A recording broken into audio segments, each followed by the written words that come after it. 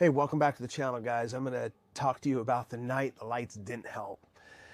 I haven't told many people about this night. See, a few Christmases ago, everyone in my house was asleep. They'd gone to bed. The kids were all down. The tree was still on, which it stays on all year. The lights were that soft glow that fills your whole house. It was quiet and it was peaceful. At least it looked peaceful. And I sat on the couch with this weird mix of exhaustion and maybe apathy that really didn't make any sense to me.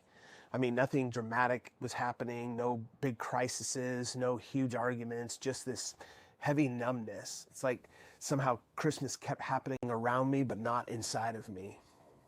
I remember whispering to myself, like, man, why do I feel so alone right now? The messed up part is I didn't want anyone to know. Because in my mind, like, pastors aren't supposed to feel this way and dads aren't supposed to feel this way. You're around your kids. Why do you feel lonely? Christians aren't supposed to feel this way. It's the joyful season. But there I was, like the tree glowing, the stockings hung, the presents all wrapped, and my heart just felt disconnected from it all. Maybe you've been there in the past. Maybe you're there right now. So let's walk through this together. See, there's a weight that we carry in December, and it's something that nobody really talks about. See, Christmas doesn't create loneliness. It just makes the loneliness that's already there a little bit louder. The lights get brighter and somehow the shadows inside feel a little darker. Psychology calls this actually emotional contrast. It's when the world around you says, be joyful, but something inside of you says, I'm not okay. And the gap between those two worlds becomes really painful at times. Spiritually, that gap often fills us with shame, like I should be more grateful, I should feel happy, everyone else seems fine but me. But listen, the first Christmas wasn't a perfect emotional moment either. See, Mary and Joseph were exhausted. They were traveling. They were overwhelmed with what they were walking into. They were dealing with governmental pressure and family tension and tons of uncertainty. You see, Christmas has always been a story for the weary, not the merry. I was standing in a grocery store a few years back, picking up some last minute things for Christmas, and the store was packed. People were smiling, kids running around, and out of nowhere, I got hit with this wave of sadness. It wasn't depression, not despair, just this ache I couldn't explain. And it hit me that loneliness isn't always about being alone. Sometimes it's actually being surrounded by people and feeling unseen, or maybe feeling disconnected from the people you love. That's a huge one. Grieving someone who should be here but isn't. Remembering a version of your life you thought you'd have by now. Realizing your spiritual life feels quieter than it used to. It isn't a lack of people, it's a lack of connection. And Christmas exposes that in a way that nothing else does.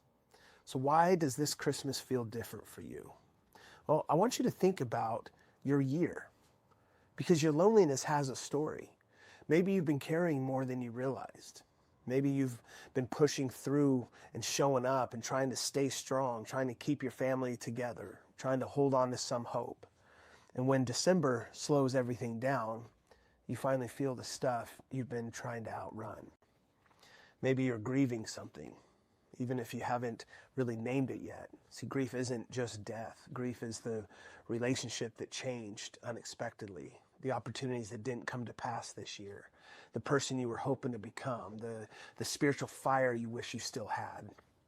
Maybe it's the version of family you thought your kids would grow up with. See, your body remembers Christmas differently. Memories, good or bad, get stirred up. Psychologists call this emotional imprinting.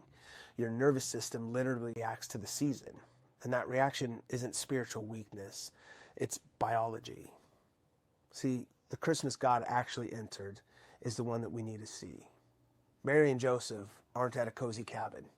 They're not sipping hot chocolate out of their Santa Claus mug. They're not peacefully strolling into Bethlehem, holding hands as they, sip their peppermint mochas and stare at all the Christmas lights on the way into town. They're tired.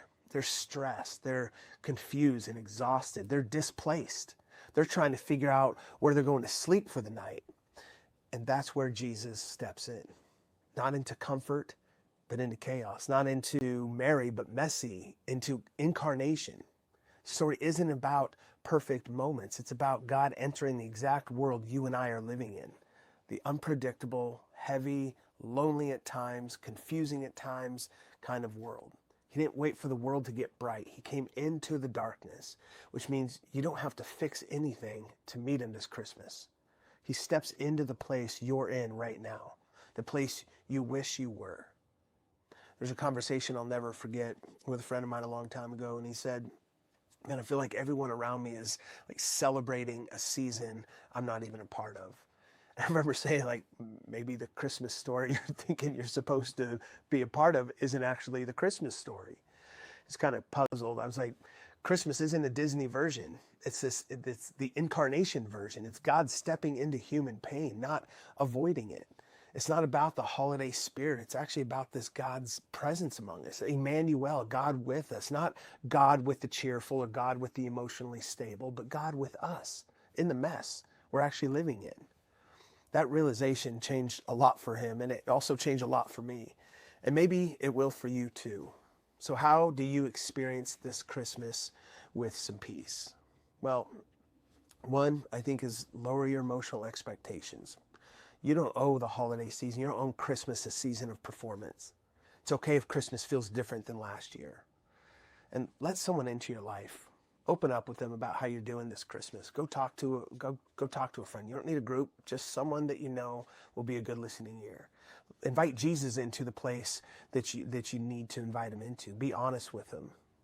And he will. He'll meet you in that place. And then I think lastly is give yourself some permission to rest, to just slow down, to breathe, to take care of your heart. See, Jesus never rushed into healing. He met them in their place. If your Christmas isn't merry, if it doesn't sparkle this year the way you thought it would, you're not failing your Christmas. You're walking through something real. And that real place is the place that matters to God. Your story matters to God. Your tears matter to God. Your anxiety matters to God. Your sadness matters to God. He's not disappointed that you're not performing well this Christmas. And so that's the hope of Christmas. Not that everything feels magical, but that God shows up in the places that don't. Hey, thanks for spending time with me today. If this was helpful, man, pay it forward, share it with someone you know might be struggling with this, and we will see you guys next time.